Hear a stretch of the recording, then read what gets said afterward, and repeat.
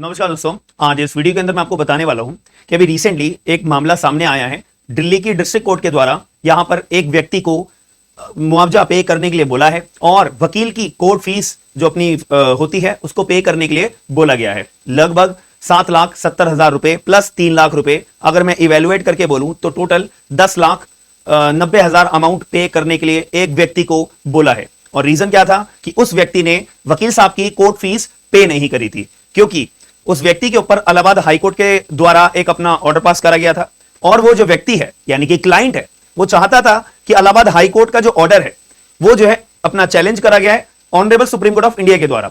तो वकील साहब ने अपनी ड्यूटी निभाते हुए सुप्रीम कोर्ट ऑफ इंडिया के अंदर चैलेंज करा, प्लस जो एक्यूज है जो कि क्लाइंट है जो कि वो व्यक्ति चाहता था कि अपने साथ में वकील साहब कुछ और वकीलों को भी एंगेज कर ले। तो उसके लिए पैसे की यहां पे पेमेंट करनी थी। तो जो क्लाइंट था उसने वकील साहब से बोला कि आप अपनी जेब से कुछ पैसे पे कर दीजिए। तो लगभग 7,70,000 रुपए वकील साहब ने अपनी जेब से पे करे थे कि मैं जो है वकील साहब आपको पे कर दूंगा। ऐसे दोनों के बीच में म्यूचुअल अंडरस्टैंडिंग हुई थी। चलो जी, अब ये हुआ, पैसे पे कर दिए। अब क्लाइंट को जब पैसे पे करने की बारी आई तो क्लाइंट ने वकील साहब को एक अपना चेक इशू करा कि वकील साहब ये मैं चेक इशू कर रहा हूं आपकी फीस पे करने के लिए। ठीक है जी। अब जब वकील साहब हैं उन्होंने जब कोर्ट अपना बैंक में चेक लगाया तो वो चेक क्या हो गया, डिसऑनर हो गया, यानी कि बाउंस हो गया। तो जब वकील साहब को अपनी जो पैसे मिलने चाहिए थे अपनी कोर्ट फीस के, अपना लॉयर की फीस के, वो नहीं मिले। और उस केस में जब उसके क्लाइंट से पैसे मांगने के लिए बोला गया तो क्लाइंट ने पैसे देने से मना कर दिया। तो अब यहां पे मुद्दे वाली बात क्या है, कौन सा मामला बनता है, सेक्शन 138 नेगोशिएबल इंस्ट्रूमेंट एक्ट 1881 का यहां पे मामला बनता है। तो इसको समझने के लिए यहां पर मैंने आपको एक मुद्दे की बात बता दी है। तो पटियाला हाउस कोर्ट के द्वारा, डिस्ट्रिक्ट कोर्ट के द्वारा यहां पे उस व्यक्ति को, उस क्लाइंट को एक्यूज ठहराया गया और सेक्शन 138 नेगोशिएबल इंस्ट्रूमेंट एक्ट के तहत उसको कन्विक्ट करा गया। एंड जज साहब ने यहां पे ऑर्डर करा है कि हम आपको 3 महीने की जेल की सजा सुनाते हैं, प्लस हम जो है आपको यहां पर वकील साहब को जो उनकी पेमेंट है लॉयर की फीस की, जो मैंने अभी आपको अमाउंट्स बताए हैं, वो पे करने का हम ऑर्डर करते हैं। अगर आप 30 दिन के अंदर पेमेंट नहीं करते हो या 60 दिन के अंदर, अप्रोक्सीमेटली 60 डेज का टाइम है, तो अगर आप पेमेंट नहीं करते हो तो आपको और 3 महीने के लिए हम जेल में डाल देंगे। तो ये सारा का सारा अपना सिनेरियो है केस का। बट अब यहाँ पे वीडियो के अंदर हमारे को कुछ सीखना भी पड़ेगा, तो उसको सीखने के लिए मैं आपको माध्यम से समझा देता हूं। जैसे कि ए नाम का व्यक्ति है, ए नाम के व्यक्ति को पैसे देने हैं। किसको पैसे देने हैं? बी नाम के व्यक्ति को। तो अब ऐसे केस में ए नाम का व्यक्ति पैसे देना चाहता है, यानी कि मैं आपको पैसे देना चाहता हूं, तो मैं चेक के थ्रू देना चाहता हूं। तो जब मैं चेक अपना इशू करूंगा तो मैं क्या माना जाऊंगा? ड्रॉअर। तो ड्रॉअर कौन होता है? जो चेक बनाता है, जो ड्रॉ करता है। तो मैं आपको चेक बनाकर अपनी चेकबुक में से चेक अपना बनाकर फाड़कर आपको देऊंगा। तो जब मैं आपको देऊंगा तो आप मेरा चेक अपनी जेब में रखोगे होल्ड करके, तो आप क्या माने जाओगे? होल्डर। तो ये 2 कैरेक्टर अपने होते हैं, बहुत इंपॉर्टेंट, याद रखिएगा। अब जब बी के हाथ में अपना चेक आ चुका है, अब बी चेक को कहां पे जमा कराने जाएगा? बैंक के अंदर जाएगा। तो अब बी जाएगा बैंक के अंदर। तो बैंक को हम क्या बोलते हैं? ड्रॉई। ठीक है, बैंक को हम क्या बोलते हैं? ड्रॉई। ड्रॉई इसलिए बोलते हैं, इसकी अंडरस्टैंडिंग के लिए मैं अपने स्टूडेंट्स को भी ये बात बताता हूं कि वो ड्रॉअर में से अपना पैसे बैंक निकालकर बी नाम के व्यक्ति को देगा। ठीक है, अब बैंक जब भी तो पैसे देगा कि अगर ए के अकाउंट में पैसे होंगे, अब ए के अकाउंट में अगर पैसे होंगे तो बैंक जब भी तो पैसे निकालकर ड्रॉअर खोलकर बी नाम के व्यक्ति को, होल्डर को देगा। सीधी सी बात है। चलिए, तो वैसे केस में बैंक मना कर देता है कि सॉरी बी नाम के व्यक्ति मैं आपको पैसे नहीं दे सकता। क्यों? क्योंकि ए नाम के व्यक्ति के अकाउंट में पैसे है ही नहीं।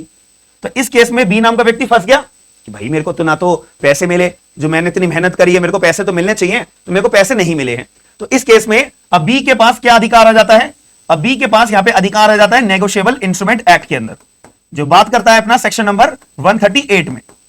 अब 138 में हमारे को क्या बता रखा है कि अब बी को अपने पैसे रिकवर करने हैं, तो कोर्ट के माध्यम से रिकवर करा जाएगा। तो सबसे पहली बात अपने दिमाग में इस बात की क्लैरिटी रखिएगा कि ये जो सेक्शन 138 नेगोशिएबल इंस्ट्रूमेंट का अपराध होता है, ऑफेंस होता है, ये अपने आप में नॉन कॉग्निजेबल ऑफेंस होता है, साथ ही में बेलेबल भी होता है कि अगर मान लेते कोर्ट ने कन्विक्शन दे भी दी है तो बंदा जो है बेल पे बाहर आराम से आ जाएगा, क्योंकि बेलेबल ऑफेंस है। इतनी बात क्लियर हो जाती है। तब इस केस में बी अपने पैसे रिकवर कैसे करेगा? तो बी जो है सबसे पहले क्या करेगा? 30 दिन, जिस दिन इसका चेक अपना डिसऑनर हुआ है, जिस दिन इसका चेक बाउंस हुआ है, तो उसके अगले दिन से 30 दिन के अंदर अंदर क्या भेजता है? नोटिस भेजता है। नोटिस किसको देगा? ए नाम के व्यक्ति को। ए नाम के व्यक्ति को नोटिस देगा कि भाई साहब आपका चेक जो है बाउंस हो गया है। ठीक है, तो 30 दिन के अंदर अंदर, जिस दिन चेक बाउंस होता है, इनसफिशिएंट या डिसऑनर होता है, उसके बाद 30 दिन के अंदर अंदर बी की जिम्मेदारी है कि बी ए नाम के व्यक्ति जो कि ड्रॉअर है उसको क्या देगा, नोटिस देगा, लीगल नोटिस। अब जब नोटिस दे दिया है 30 दिन के अंदर अंदर, अब ए नाम के व्यक्ति को नोटिस मिलेगा, तो अब ए नाम का व्यक्ति नोटिस खोलकर देखेगा कि आखिर है क्या बात। तो अब ए नाम के व्यक्ति को सोचने समझने का 15 दिन दिए जाते हैं कि 15 दिन के अंदर अंदर ए नाम के व्यक्ति, आपको भी अपनी गलती का अगर एहसास हो जाता है तो ए नाम के व्यक्ति आप बी को पेमेंट कर दो, जो बकाया पेमेंट है जो आप देने वाले थे, जिसके लिए आपने चेक दिया था, ठीक है, तो आप पेमेंट कर दो 15 दिन के अंदर अंदर। अब अगर ए नाम का व्यक्ति 15 दिन के अंदर अंदर, जिस दिन उसको नोटिस मिला उसके बाद 15 दिन के अंदर अंदर अगर ए नाम का व्यक्ति जो कि ड्रॉअर है वो अगर पैसे दे देता है, मामला खत्म, कोई लड़ाई झगड़ा नहीं है, कोई कानूनी कार्रवाई नहीं है और कोई कोर्ट का रोल नहीं है, ठीक है। लेकिन अगर 15 दिन के अंदर अंदर ए नाम का व्यक्ति बी को पेमेंट नहीं करता है, ड्रॉअर अगर जो है होल्डर को पेमेंट नहीं करता है, उस केस में यहां पे अपराध बन जाता है सेक्शन 138 का। अब 15 दिन खत्म हो गए, यानी 16वां दिन शुरू हो गया है, ठीक है। अब 16वां दिन शुरू हो गया है, तो 16वें दिन से माना जाता है कॉज ऑफ एक्शन अराइज हो गया है। तो अब क्या होगा, अब बी नाम का व्यक्ति भागा भागा जाएगा कोर्ट में, कहां पे, कंप्लेंट दर्ज करने, किसके खिलाफ, ए नाम के व्यक्ति के खिलाफ। अभी मैंने आपको बताया कि कंप्लेंट दर्ज करने के लिए बी नाम का व्यक्ति भागा भागा कोर्ट में क्यों जाएगा, बिकॉज ये हमारा क्या है, नॉन कॉग्निजेबल ऑफेंस है, और अगर कोई नॉन कॉग्निजेबल ऑफेंस होता है तो वहां पे एफआईआर दर्ज नहीं होती है, इतनी बात। और एफआईआर दर्ज अगर करानी भी है तो साथ में और कोई ऑफेंसेस आप अटैच करवाकर आप जो है अपना एफआईआर दर्ज करवा सकते हो, ठीक है जी। बट यहां पे अगर मैं सिंपल भाषा में आपको बताऊं तो बी नाम का व्यक्ति कोर्ट जाएगा। अब यहां पे एक पॉइंट ये आता है कि बी नाम का व्यक्ति कोर्ट में 16वें दिन से लेके कितने दिन के अंदर अंदर कोर्ट में 138 का मुकदमा दर्ज करने के लिए कंप्लेंट फाइल करेगा। तो यहां पे याद रखिएगा 30 दिन के, यानी 1 महीना का टाइम दिया हुआ है।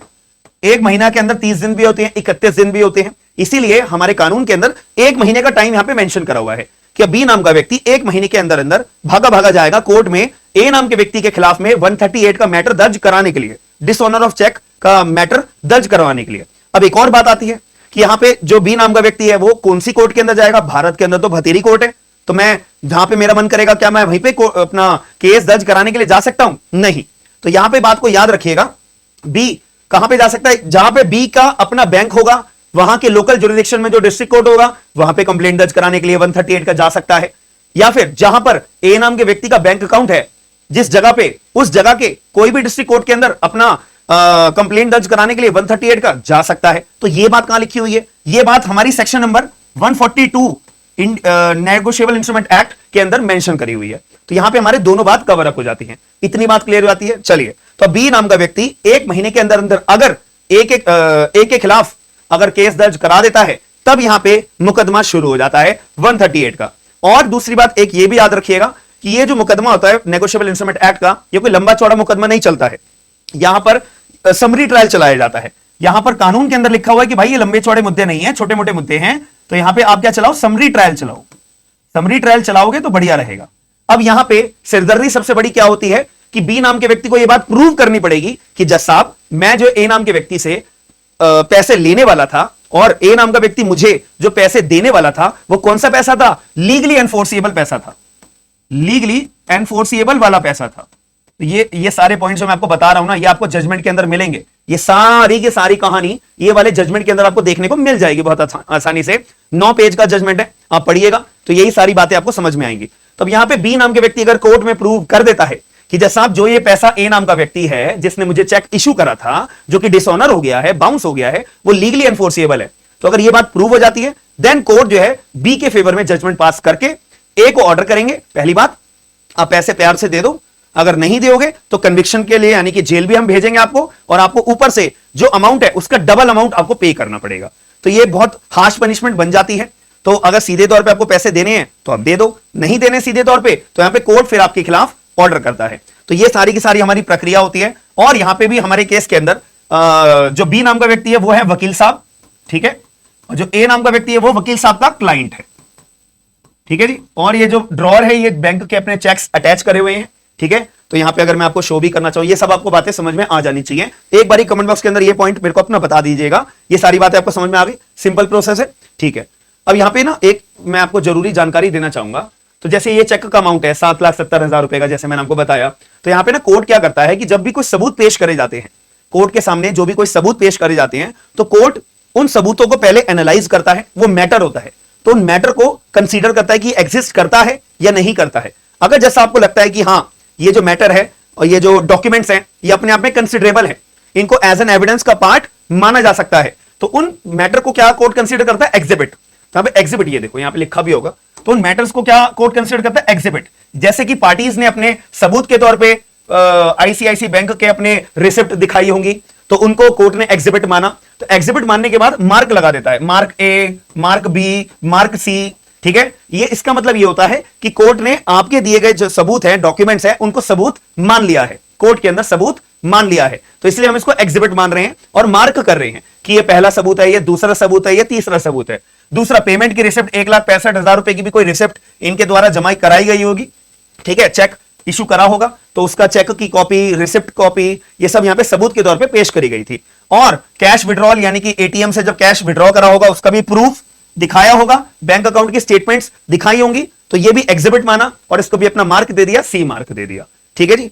तो एज एन एडवोकेट, अगर कोई बच्चा यंग एडवोकेट है जो मेरी वीडियो देख रहा है, तो इससे आपको ये चीजें सीखने को मिलेंगी, इसीलिए मैंने इतना डिटेल में आपको एक्सप्लेन किया है और बहुत सिंपल शब्दों में कानून की लिखी हुई बातें जो हमारे जजमेंट के अंदर भी मेंशन है वो आपको एक्सप्लेन करी है। तो आई होप आपके दिमाग में वीडियो के माध्यम से कुछ ना कुछ समझ में आया होगा और कुछ ना कुछ आपको सीखने को अगर मिला है तो प्लीज कमेंट बॉक्स के अंदर जरूर बताइएगा। ऐसी वीडियोस देखना चाहते हो कानून के अंदर भी और प्रैक्टिकली चीजें सीखना चाहते हो तो एक बार चैनल को सब्सक्राइब करके कमेंट बॉक्स के अंदर अपना पॉइंट ऑफ व्यू जरूर बता दीजिएगा। और आप में से बहुत लोग होंगे जो भी एआईबी का एग्जाम अपना देने वाले हैं, तो याद रखना एआईबी का एग्जाम अगर आप देने वाले हो तो मैंने आप लोगों के लिए एक बैच लॉन्च करा हुआ है, ठीक है। इस बैच का एआईबी 19 का बैच आपके लिए बहुत ज्यादा फायदेमंद होगा और हमारा टीचर्स डे का ऑफर भी कुछ ही टाइम के लिए वैलिड रहेगा 9 सितंबर तक। तो 9 सितंबर से पहले पहले या 9 सितंबर को अगर आप ये वाला बैच लेना चाहते हो एआईबी 19 का तो आप ले सकते हो, 50% का डिस्काउंट आपको मिल जाएगा। और साथ में अगर और हमारी क्लासेस 11 सितंबर रात के 9 बजे से बैचेस शुरू हो रहा है, ठीक है जी। तो यहाँ पे आप लोग अपना कूपन कोड भी लगा सकते हो टीचर्स डे का, ठीक है। तो यहाँ पे आप क्लिक करोगे तो ये टीचर्स डे का कूपन है, तो इस पे आप क्लिक करके अपना कूपन लगा सकते हो, अप्लाई कर दोगे तो 50% डिस्काउंट हो जाएगा। देखो ये आपको बैच का प्राइस पड़ जाएगा। सारा का सारा एआईबी का 19 का जो सिलेबस है वो आपको पूरा का पूरा डिटेल में पढ़ाया जाएगा, जिससे कि आपके दिमाग में टेंशन खत्म हो जाएगी, ठीक है जी। तो अगर वीडियो पसंद आई है तो वीडियो को लाइक जरूर करिएगा, शेयर सब्सक्राइब, ठीक है, करके लोगों को अवेयर जरूर करिएगा और अपने करीबी दोस्तों को भी बताइएगा कि अगर कोई बैच अपना ज्वाइन करना चाहता है और जो लोग बैच ज्वाइन नहीं भी करना चाहते कोई बात नहीं, उनके लिए सारे के सारे फ्री कंटेंट में मैंने ये सारे बेरेक्स अपलोड करके रखे हुए हैं। आप लोग इनको डाउनलोड करके प्रिंट निकाल के अपने एआईबी 19 का पेपर देने जा रहे होंगे, ले जा सकते हो, वैलिड है, अलाउड है, कोई कुछ भी बोले याद रखना प्रिंट आउट इनके बेरेक्स के अलाउड होते हैं, ठीक है। ऑफिशियल बेरेक्स हैं, सरकार की वेबसाइट से डाउनलोड कर करके ये मैंने सारे आप लोगों के लिए डाले हुए हैं, बार काउंसिल के रूल्स पार्ट 1 पार्ट 2 वगैरह वगैरह, ठीक है जी। चलो मिलते हैं नेक्स्ट क्लास में, bye, take care, signing off, have a good day all of you.